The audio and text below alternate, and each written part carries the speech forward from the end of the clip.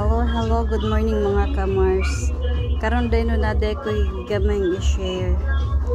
Basi kanabitang gatuo mo nga mga nag-uninstall na mo sa inyo ang mga apps bitaw nga wala gigamit ninyo gipang-uninstall. Nagtuo tanong nga kanang na uninstall na gid siya totally.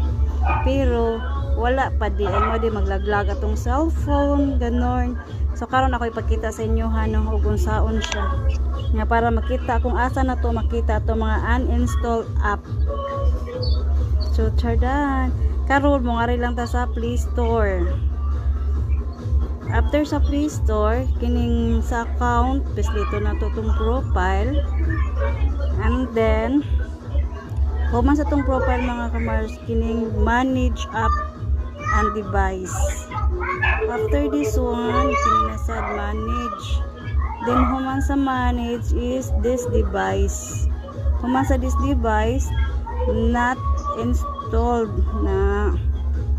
Ikaw man dara mga mars kinano tutag mga na-delete na nato pero wala day nato na-delete jud totally no. Muna maglaga tong cellphone so ato siyang ipang-click. I-click lang gid na nato siya mga kamars para ma-delete na nato.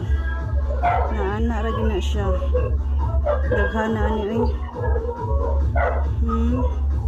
Daghan kaayo mga kamars. No nagtuta nga na uninstall na jud nato siya totally.